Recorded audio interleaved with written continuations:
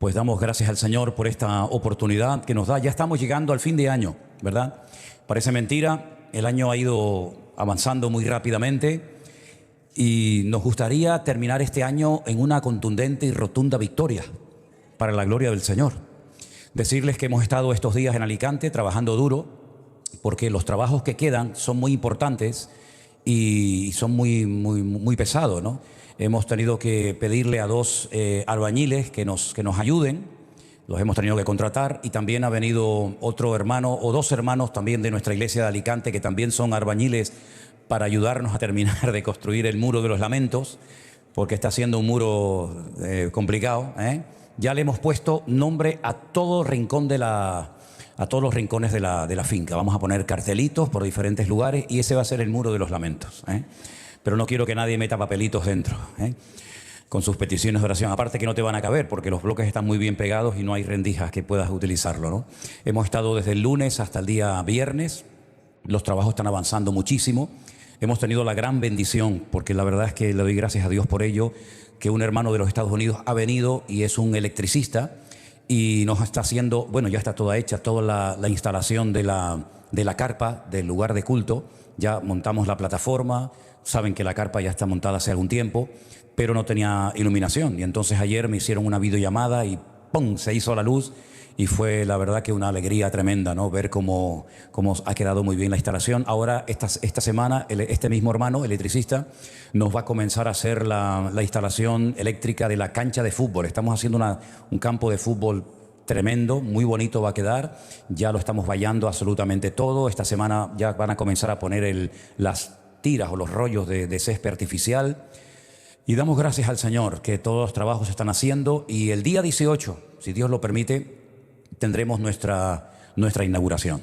Ya hemos puesto el cartel fuera de la finca, así que cualquier persona que pase por allí, que son muchos los que pasan y se paran, ya pueden ver el cartel, el rótulo que indica que ese es un lugar de vida nueva, un lugar para hacer cultos, retiros, campamentos, en fin, como ustedes saben.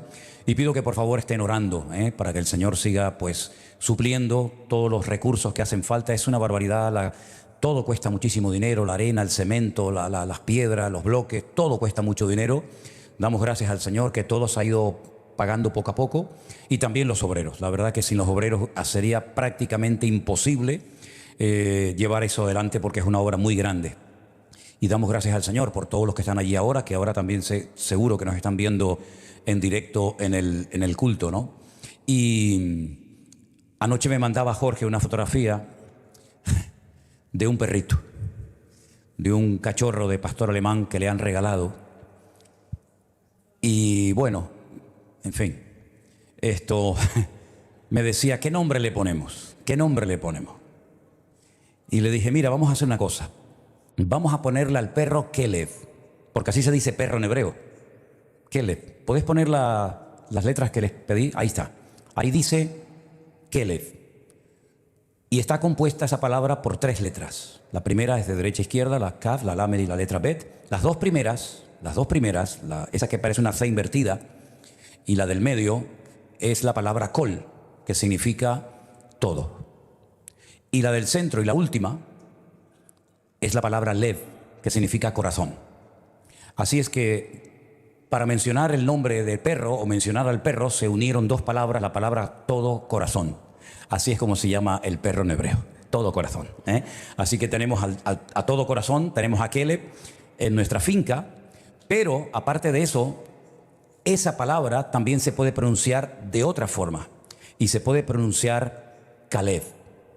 Y de Caleb es precisamente del personaje del cual yo quiero hablar en esta tarde, que también, sin lugar a dudas, era todo corazón, pero para diferenciar su nombre propio de la palabra perro, se le ponen otras vocales. De Kelev pasa a Caleb, pero es exactamente las mismas letras y la misma actitud. Así que vamos a orar en esta tarde y vamos a hablar de un hombre que era todo corazón, pero un corazón apasionado y un corazón enamorado de su Dios y de su palabra. Te damos gracias en esta tarde, Señor, por tu presencia en esta reunión. Ahora vamos a disponernos a abrir y a leer tu palabra, y pedimos, Señor, sabiduría de lo alto, y pedimos que toques nuestros corazones para que tu palabra, Señor, traiga fuego y ánimo y fortaleza a nuestras vidas, y podamos con tu ayuda, Señor, seguir avanzando y seguir proclamando las virtudes de aquel que nos llamó de las tinieblas a su luz admirable. Bendice tu palabra, Señor, y que nuestros corazones estén abiertos, nuestros oídos atentos a la palabra, al mensaje que tú traes hoy para nuestras vidas. Te lo pedimos todo en el bendito nombre del Señor Jesús. ¿Cuántos dicen amén? Amén y amén. Quiero llevarles al libro de Números. El libro de Números en el Antiguo Testamento fue escrito por Moisés y su nombre original no es el nombre Números, sino el libro de Números en hebreo se llama Bamidbar, que literalmente significa en el desierto. Eso es lo que significa, o eso es como se llama el cuarto libro del Antiguo Testamento, en el desierto. Pero además de llamarse así, dentro de esa palabra aparecen 3 letras. No es una clase de hebreo lo que estoy dando en esta tarde, pero creo que son cosas importantes y necesarias que ustedes tienen que saber. Dentro de la palabra Bamidbar o en el desierto hay una raíz, hay 3 letras, que es lo que nos habla un poco del significado, de la esencia de la palabra. Y es la palabra o la raíz dabar, que significa hablar.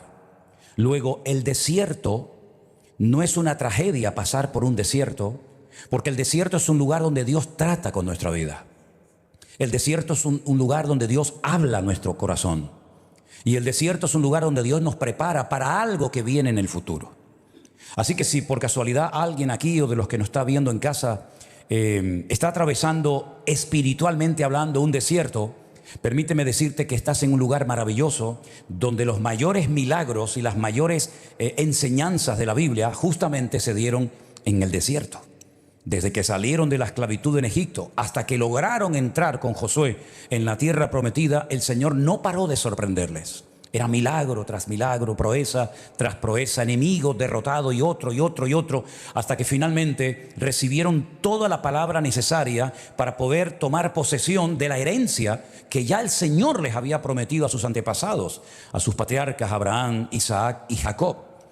Ahora, hay una historia en el libro de Números, capítulo 13, que es una historia curiosa y al mismo tiempo triste, porque por una parte, cuando la leemos parece como que Dios le decía a Moisés que lo hiciera, pero si la analizamos en profundidad nos vamos a dar cuenta que no fue un mandamiento que salió del corazón de Dios, sino que el Señor le dijo a Moisés que si sentía hacerlo, puesto que la gente se lo estaba pidiendo, que Dios lo iba a respaldar en esa decisión. No tenían que haber mandado exploradores, y quiero subrayar porque yo no soy mucho de buscar en internet predicaciones y de escuchar pastores, primero porque no tengo tiempo, sinceramente, cada vez tengo menos tiempo. Esa costumbre, mi costumbre es encerrarme con el Señor, con su palabra y ahí el Señor me da lo que creo que me tiene que dar, ¿no? Pero en esta semana he estado buscando en internet a ver si había alguna predicación que hablara de Caleb.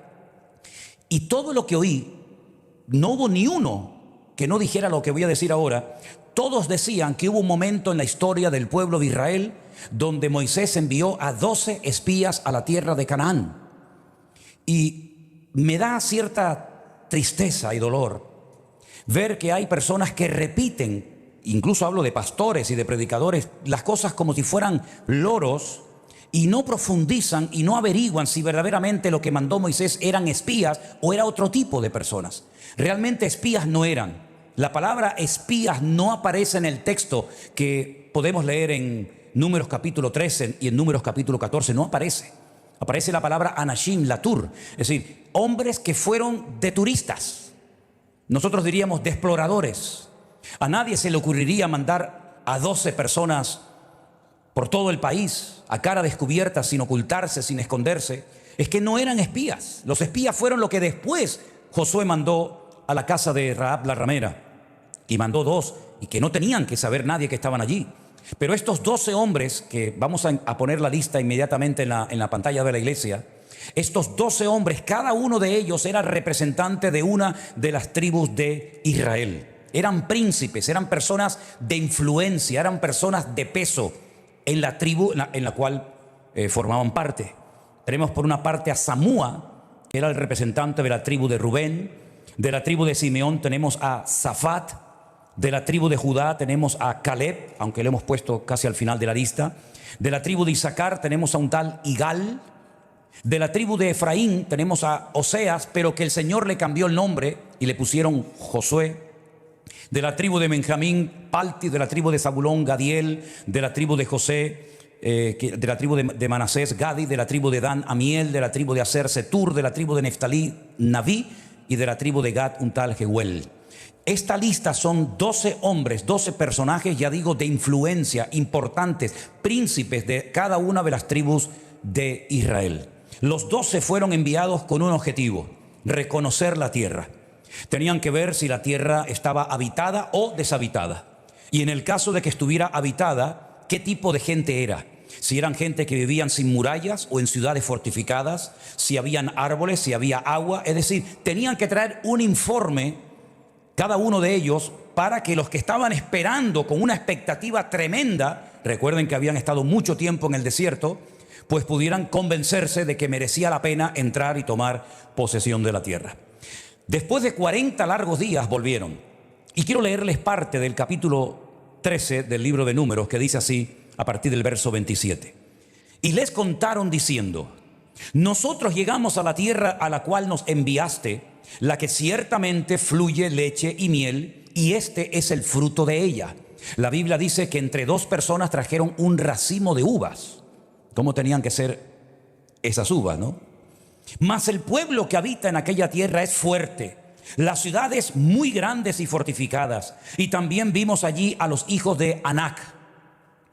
Amalek habita en el Negev. Y el Eteo, el Jebuseo y el Amorreo habitan en el monte. Y el Cananeo habita junto al mar y a la ribera del Jordán.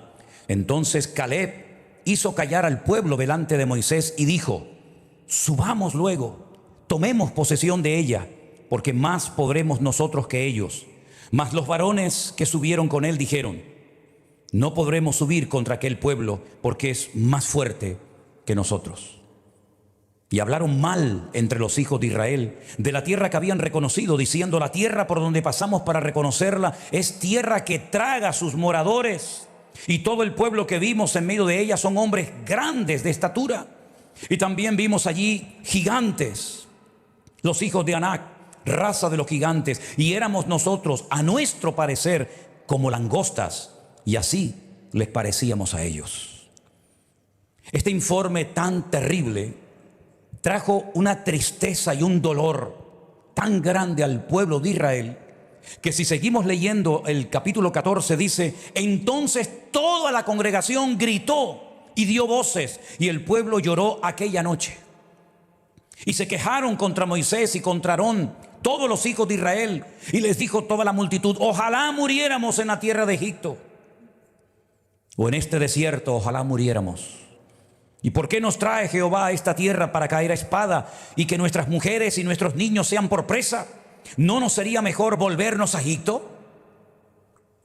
Y decían el uno al otro: designemos a un capitán y volvamos a Egipto. Esta palabra capitán la busqué y no es la palabra capitán, es la palabra rosh. La palabra rosh habla de una cobertura espiritual.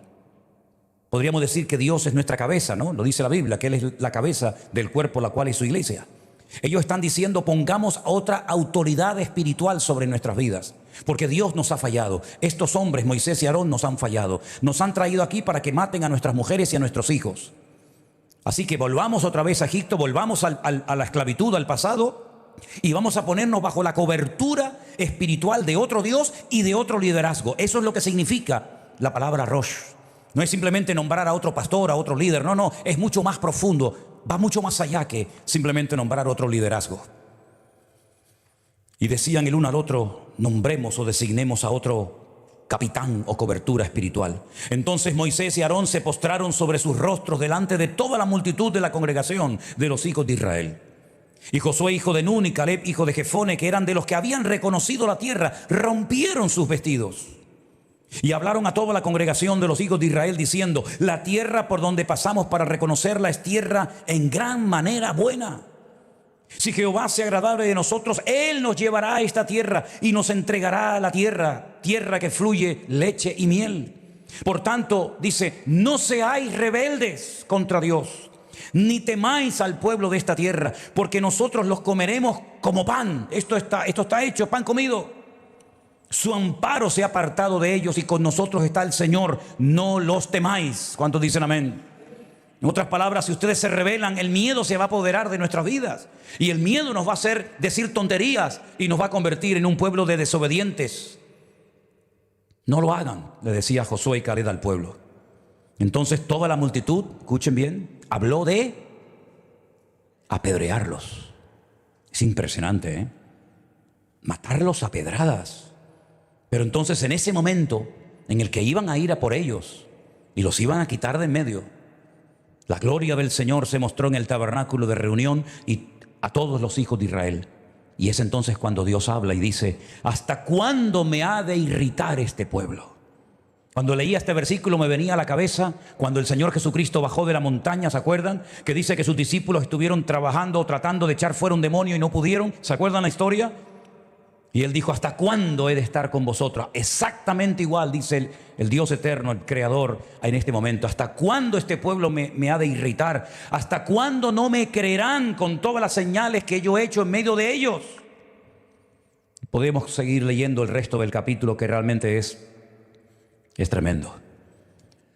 40 días estuvieron reconociendo la tierra, explorándola, de norte a sur y de este a oeste. El Señor les dijo: todos los que se han quejado, no solamente estos 10 exploradores, sino los mayores de 20 años, responsables de sus actos y de sus palabras, no van a entrar. Van a morir todos en el desierto, año por día. 40 días estuvisteis en la tierra prometida y no os gustó, hablasteis mal de ella, la menospreciasteis. 40 años vais a estar dando vueltas y vueltas en el desierto, hasta que toda esta generación de incrédulos, de rebeldes y de desobedientes caigan todos muertos en el desierto. Y aquellos niños que dijisteis que no iban a entrar, ellos son los que van a tomar posesión de la tierra prometida. Y no le quedó más remedio a Josué y a Caleb que vivir los próximos 40 años de su vida soportando esa inmensa mayoría de rebeldes y de desobedientes, sabiendo que ellos tenían la razón, sabiendo que era posible la conquista de la tierra. Tuvieron que estar 40 años esperando su herencia. Y en cierto sentido, nosotros nos parecemos también un poco a Josué y a Caleb. Porque así como ellos tuvieron que estar rodeados de inconversos y de un ambiente muy pesado, esperando recibir en un futuro su herencia, a nosotros también nos ha tocado vivir en una generación de incrédulos, de desobedientes, de rebeldes. Pero estamos esperando con gozo que llegue el momento en el que el Señor nos dé la herencia que Él tiene preparada para todos y cada uno de nosotros. ¿Cuántos dicen amén? Él se mantuvo fiel al Señor y a su palabra. No se dejó atrapar por el ambiente, sino todo lo contrario, se mantuvo firme 40 años. Y en otras palabras, fue una persona fiel al Señor hasta que a los 80 años, fíjense ustedes, hermanos, a los 80 años logra entrar a la tierra prometida y pide nada más y nada menos que aquel monte, que aquella tierra que él 40 años atrás había pisado con sus pies. Y ahora se la pide a Josué y le dice: dame aquel monte que yo pisé con mis pies. ¿Y saben el monte que pidió? Pidió el monte donde vivía Anac y sus hijos enormes, gigantes. Pero él no solamente se refería a un lugar donde habitaban los gigantes, sino que era un lugar muy importante y sigue siendo un lugar tremendamente importante. Por cierto, con una presión espiritual terrible como no he sentido en mi vida en ninguna parte. Y me refiero nada más y nada menos que a la ciudad de Hebrón, donde están los gigantes de la fe, donde está el gigante de la fe llamado Abraham, enterrado allí, en la famosa cueva de Macpela, donde está enterrado su hijo Isaac, y donde está el gigante de la fe Jacob, también enterrados allí. Y allí también está Sara al ladito de su marido, y allí está también Rebeca. Y Raquel no está porque murió mientras paría, cuando iba a Efrata o cuando iba a Belén de Judea, y en el camino murió. Pero es un lugar donde todavía tanto judíos como musulmanes como cristianos frecuentan, visitan constantemente, porque es un lugar que habla de hombres que marcaron un hito en la historia. Personas que no se dejaron arrastrar por la corriente de este mundo, sino que se mantuvieron firmes al Señor. Por ejemplo, Abraham fue el único hombre en la humanidad, en la tierra, en aquel tiempo, que era el único que creía en un solo Dios. Todos los demás creían en dioses. Él se mantuvo fiel al Dios que lo había llamado y le había dicho: sal de tu tierra y de tu parentela a la tierra que yo te mostraré. Y él le transmite la fe a su hijo Isaac. Isaac se la transmite a Jacob, y así sucesivamente. Y ese monte, se apropió de ese monte nada más y nada menos que Caleb. El hombre fiel, el hombre valiente, el hombre que llegó a ser un ejemplo en su época, y también en nuestra época sigue siendo un ejemplo.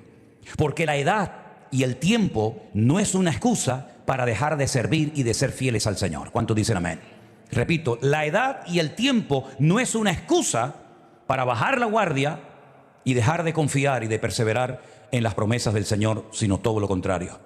Hay algo que Caleb supo unir, y es lo que le dio la fortaleza para poder estar esos 40 años rodeados de inconversos, de desobedientes y de rebeldes, hasta recibir su herencia. Y fue la fe que tenía y la obediencia que siempre demostró tener hacia el Señor.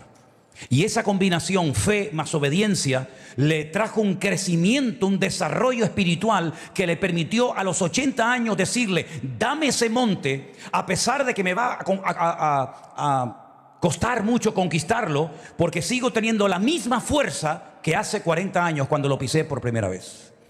En otras palabras, fue una persona que se fue renovando espiritualmente, no se fue secando, no se fue apagando, sino todo lo contrario. A los 80 años tenía la misma fe o más que a los 40 años cuando pisó el monte de Hebrón, ciudad que después le tocó como herencia. Yo quiero destacar en esta tarde algo que es de vital importancia. Y es el poder que puede hacer las palabras en una persona positivamente o negativamente. Fíjense hasta qué punto es importante la forma como hablamos. Que hay versículos, muchos, solamente he escogido 2, que nos hablan acerca de cómo tiene que hablar un creyente. Cómo tiene que hablar una persona que ha entendido el Evangelio, que ha nacido de nuevo y que ha entendido el mensaje de Cristo. En Efesios capítulo 4, el versículo 29, leemos el siguiente texto: ninguna palabra corrompida salga de vuestra boca, ninguna, sino la que sea buena, ¿para qué? Para la necesaria edificación, a fin de dar gracia a los oyentes. Todo lo contrario a lo que hicieron los 10 exploradores cuando regresaron. Hablaron de una forma tan despectiva, tan negativa de la tierra, que toda la congregación se pegó toda la noche llorando, gritando y quejándose contra Dios, contra Moisés y contra Aarón. El siguiente texto lo tenemos en Colosenses capítulo 4, verso 6, que dice: sea vuestra palabra siempre con gracia, sazonada con sal, para que sepáis cómo debéis responder a cada uno. ¿Cuántos dicen amén?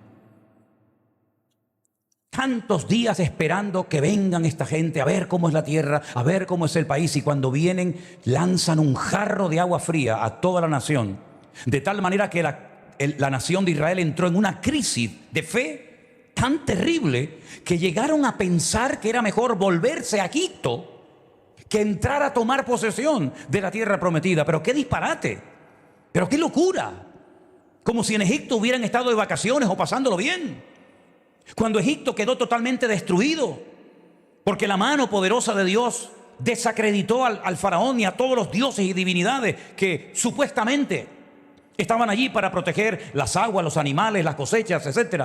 ¿Volver a Egipto para qué? ¿Nombrar a otro liderazgo para qué? ¿Matar a pedradas a Josué y a Caleb para qué?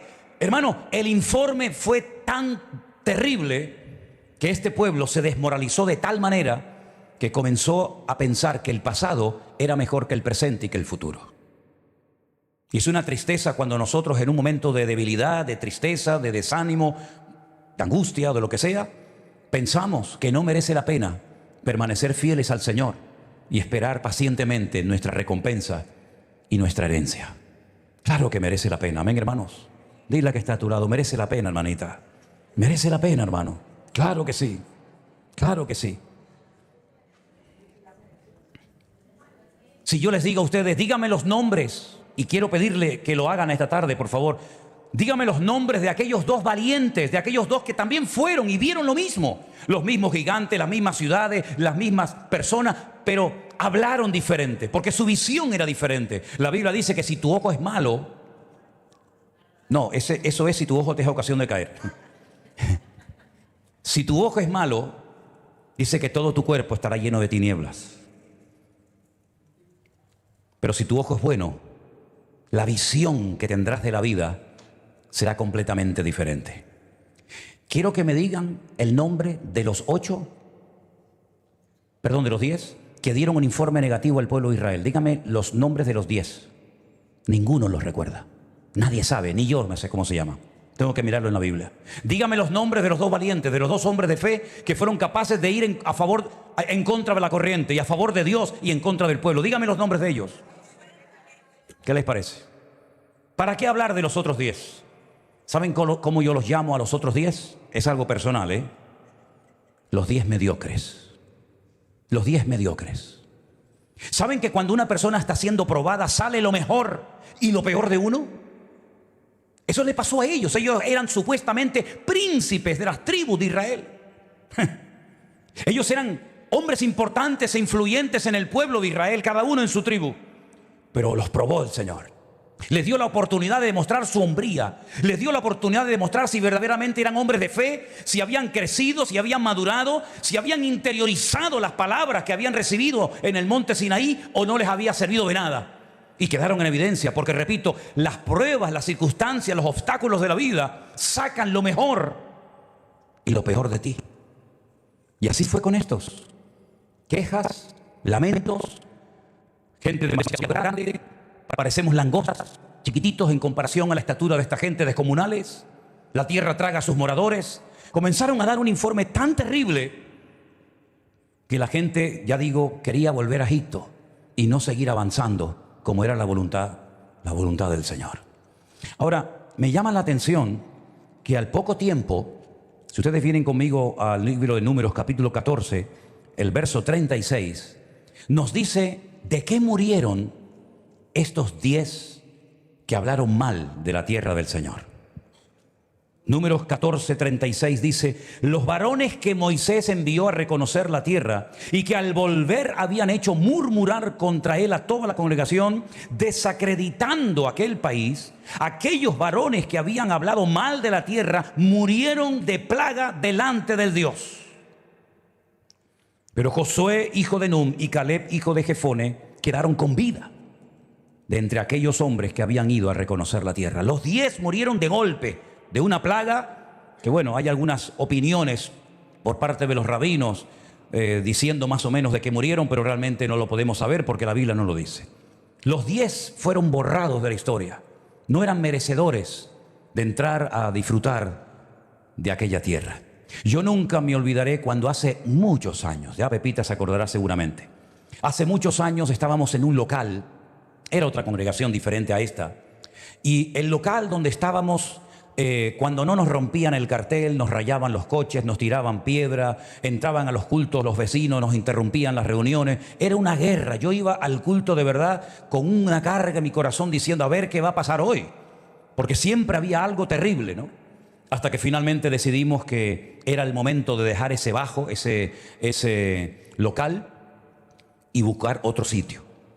Además, las circunstancias ya nos estaban indicando que era el momento de buscar otro lugar mejor. Comencé a andar por la ciudad buscando un lugar y encontré un viejo cine de barrio. Saben que los cines de barrio funcionaron durante muchos años hasta que finalmente se fueron cerrando uno y otro. Pero encontramos un viejo cine de barrio totalmente abandonado, destartalado, hecho polvo, viejo. En fin, un desastre. Ese cine se encontraba, ya no existe, ya lo han tumbado hace años, han levantado un edificio. Ese cine estaba en la calle Princesa Dácil, en el barrio de la Salud, paralela a la calle del Molino de Gofio, para más señal. Cuando yo llevé a 3 o 4 hermanos, no me acuerdo cuántos fueron, pero no eran muchos, 3 o 4 hermanos, 5 como mucho, a ver por primera vez ese cine, que fui con el dueño, que me llamó mucho la atención estando ahora en Israel. Una chica entró a nuestra habitación para ordenar la habitación y le pregunté cómo se llamaba, me dijo su nombre, no me acuerdo cómo se llamaba, pero me dijo, me llamo fulanita de la Cruz. Era filipina. Y le dije, pues mira, de la Cruz. Así se llamaba el señor que me alquiló el cine del barrio de la Salud. Ladislao de la Cruz. Así se llamaba. Cuando entré al cine, había un bombillo, creo que de 10 vatios. Ahí arriba en el techo altísimo.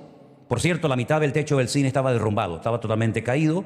Durante años había entrado muchísima agua, estaba todo el suelo lleno de agua, pero todo se había puesto verde, todo estaba verde, el techo estaba caído, había ratitas o ratones, estaba la madre, el padre, estaba toda la familia, estaban corriendo por allá, por acá. Es un animalito que a mí no me hace ninguna gracia, porque lo he pasado muy mal con ellas. Y entramos allí, todo el suelo verde, el techo caído, las ratitas dándonos la bienvenida, etcétera, etcétera. Y yo cuando miré aquello dije, gloria a Dios, qué lugar tan hermoso. Este es el lugar magnífico. Los hermanos se miraron así y dijeron, Manolo, esto es un desastre, Manolo. Esto no vale nada. Dije, y yo les dije, pero no lo ven, no lo ven. Esto es una maravilla. Esto es una pasada, miren, las butacas, el teatro, Ellos no vieron absolutamente nada. De hecho, nunca vinieron a ayudarme, nunca. Nunca, jamás vinieron. Aquel cine fue una bendición tremenda. Pepita fue por allí, Armando y Sonia y Isma y Genaro y algunos otros hermanos que tal vez saben de lo que estoy hablando.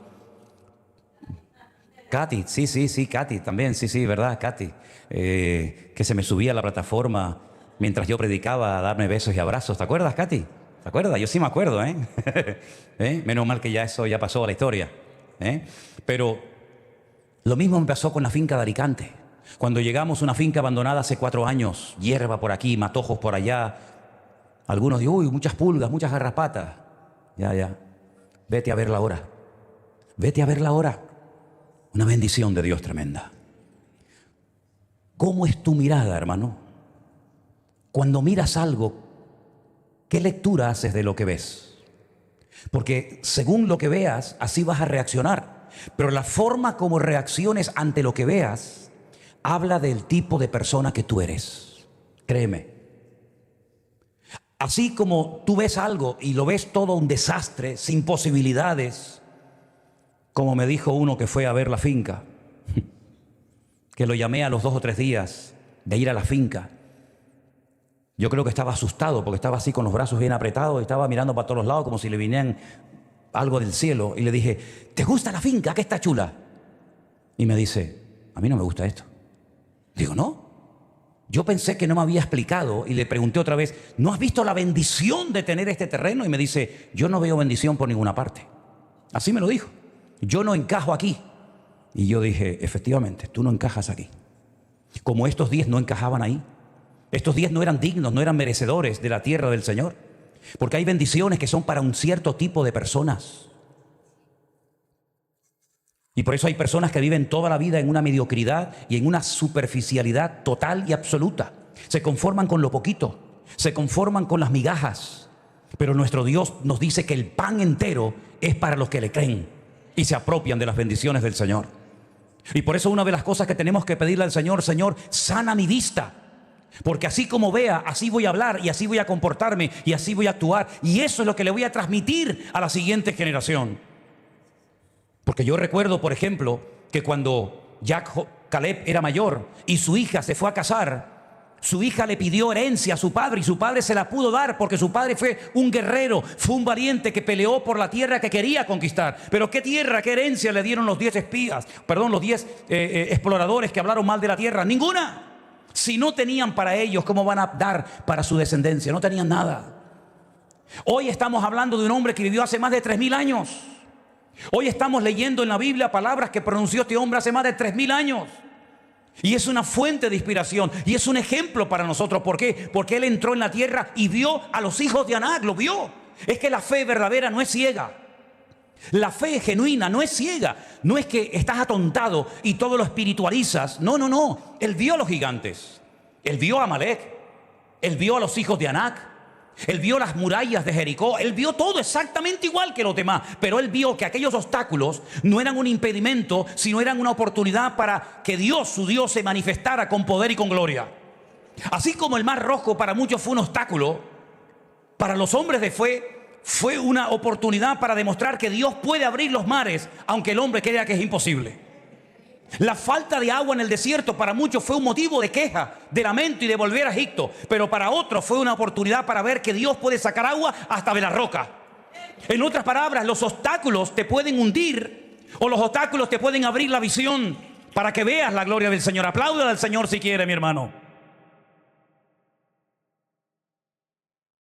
Caleb lo miró exactamente igual, pero él dijo, todo esto es algo espectacular para que el Señor demuestre su poder y su autoridad. Y les voy a decir algo, y lo digo para la gloria de Dios, y además lo puedo decir con años de tiempo, desde que lo dije hasta el día de hoy.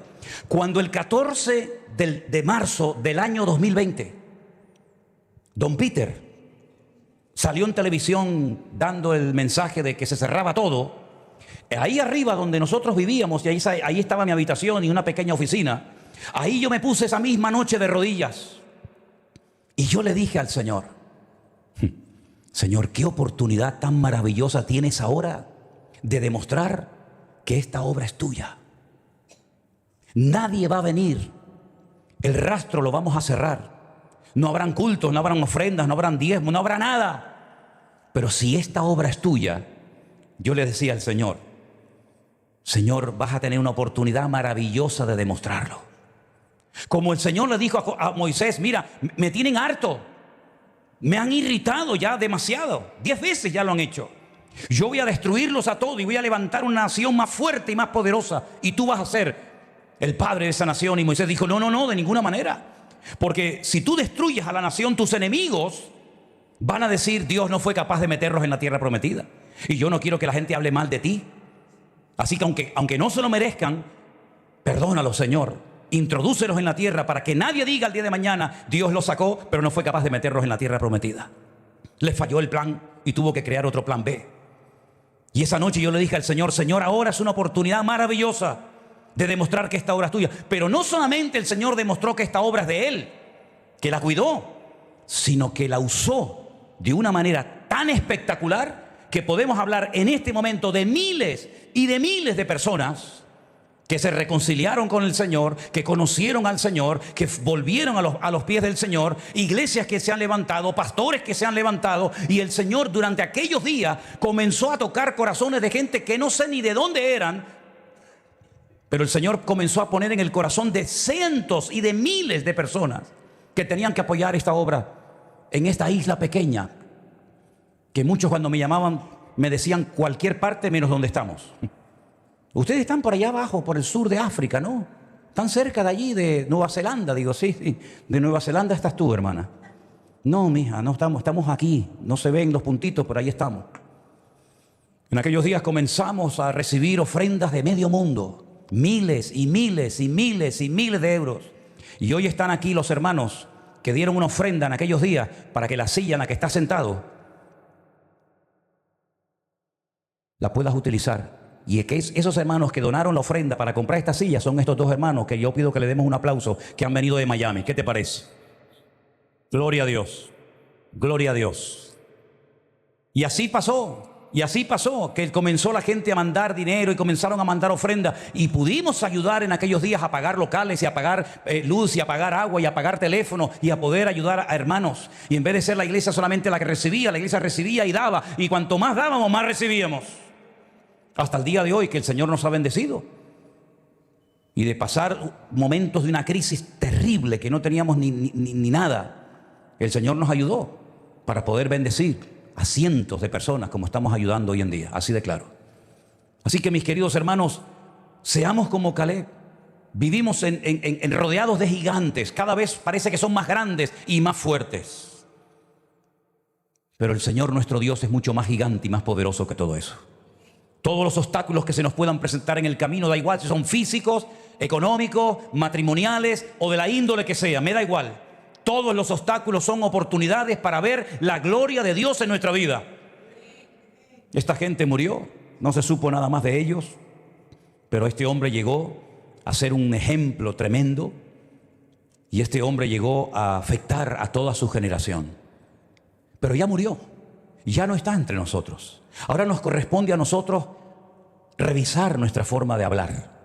Porque también hubo otra época, otro momento en la historia del pueblo, cuando retornan del cautiverio, que por allí aparece el profeta, por ejemplo, Ageo, otros también, pero Ageo llegó y les dijo: todo el dinero que Dios os dio y que Dios os prosperó trayendo toda esa cantidad del cautiverio en Babilonia, ¿en qué la habéis invertido? Porque yo veo que la casa de Dios la habéis empezado y lleváis 15 años viviendo en el país y la casa está sin terminar. Pero sin embargo veo que con ese dinero habéis construido unas casas preciosas para vosotros. Pero la casa de Dios está abandonada. Y ese es el motivo por el que sembráis mucho y recogéis poco o nada. Ese es el motivo por el que hace meses que no llueve. Ese es el motivo por el cual no levantáis cabeza, porque habéis puesto lo primero, vuestras cosas lo primero, y al Señor lo tenéis totalmente olvidado.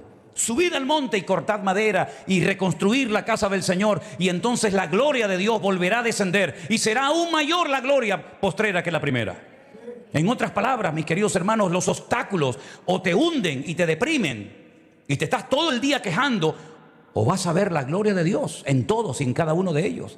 Porque si nunca estás enfermo, ¿cómo puedes saber si Dios es fiel en medio de la enfermedad y del dolor? Si nunca tienes una necesidad, digamos, de tipo económica, ¿cómo puedes comprobar que Dios es tu pastor, que nada te faltará y que Él proveerá tus necesidades conforme a sus riquezas en gloria? Si nunca estás decaído, ¿cómo puedes decir: diga al débil, fuerte soy? En otras palabras, todas las experiencias por las cuales pases en la vida, como ellos pasaron por muchas experiencias variopintas en el desierto, nos enseñan que nuestro Dios no lo limita a nada ni nadie, sino solamente nuestra falta de fe. Y por eso ellos no recibieron herencia, porque hablaron mal. Y déjeme que les diga algo que ya lo dije en su momento, solamente te lo recuerdo.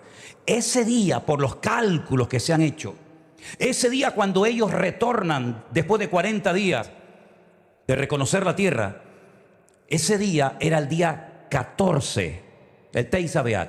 Así es en hebreo, se llama Teisha B'Av, el 9 del mes Ab. Dice que lloraron, gritaron, dieron voces, se quejaron y hablaban de nombrar otra autoridad espiritual y de apedrear a Josué y a Caleb. Esa noche fue el día Teisha B'Av, el día 9 del mes Ab. Ustedes saben que todas las peores desgracias que ha experimentado el pueblo de Israel a lo largo de la historia siempre han coincidido en el mismo día. Cuando Nabucodonosor destruyó el primer templo de Jerusalén, que era una belleza, aquel templo espectacular que construyó Salomón, lo destruyó el día Teisha B'Av, el día 9 del mes Ab. Siglos más tarde, Tito, enviado por su padre, el emperador romano Vespasiano, destruye en el año 70 el templo de Jerusalén el día 9 del mes Ab. Los reyes católicos firmaron la expulsión de los judíos de España el día 9 del mes Ab. La solución final se firmó en Alemania por Hitler y sus secuaces el día 9 del mes Ab. Y así podríamos dar una lista de cientos de tragedias que han ocurrido el mismo día, para que recuerden y no olviden que ese día fue cuando se quejaron y maldijeron la tierra del Señor. Porque la tierra no es de los judíos, la tierra es del Señor. De Jehová es la tierra y su plenitud, dice la Escritura.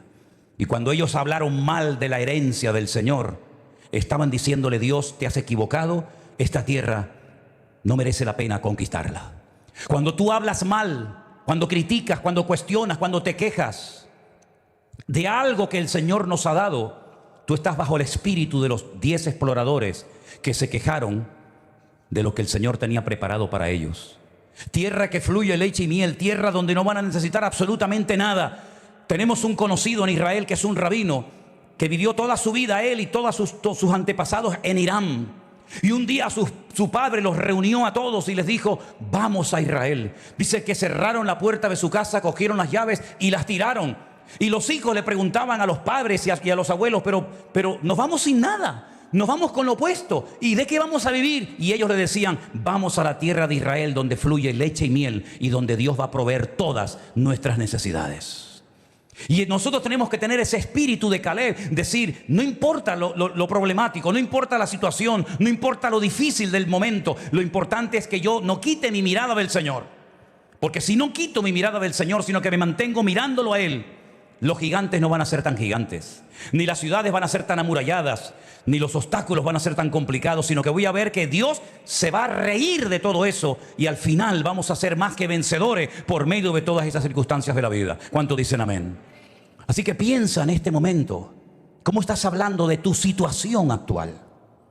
Porque así como hablas, así estás descubriendo el corazón, la madurez, el nivel de fe que tienes en este momento en tu vida.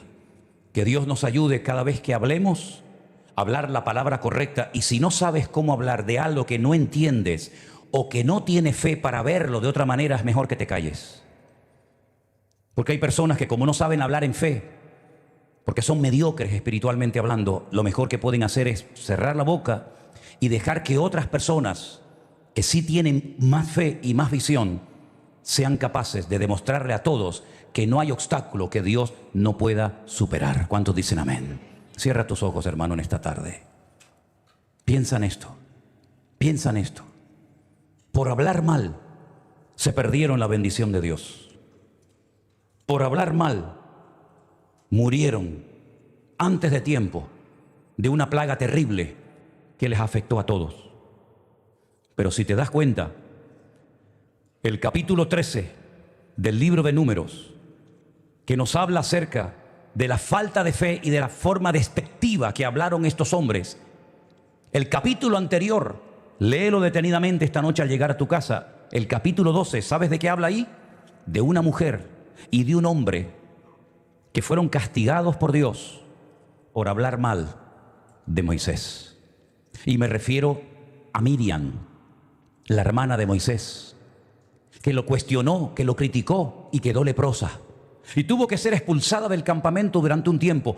Parece ser que estos hombres no aprendieron la lección. No se dieron cuenta de que Dios no va a pasar por alto que hablemos mal de las cosas de Dios. Y al final cayeron en el mismo error que cayó Miriam, hablando mal, pero en este caso de Dios y de su tierra, y perdieron la bendición de poder entrar en la tierra prometida. Que el Señor nos ayude a todos y a cada uno de nosotros, antes de que termine este año, hermanos, que el Señor sane nuestra vista espiritual y que el Señor sane nuestros ojos para que podamos ver la gloria del Señor cada día en nuestra vida. Aleluya. Señor, te damos gracias por tu palabra. Te damos gracias porque tú nos enseñas a hablar correctamente, Señor. Y queremos, Padre, pedirte en esta tarde que nunca nuestra boca nos traicione, sino que podamos, Señor, con nuestros labios engrandecer tu nombre. Que el mundo pueda ver que tu iglesia habla diferente, que vivimos en medio de gigantes y de obstáculos inmensos. Pero todo eso demuestra, Señor, que tú eres poderoso. Y en todas estas cosas somos más que vencedores por medio de aquel que nos amó. Recibe toda la gloria, Señor.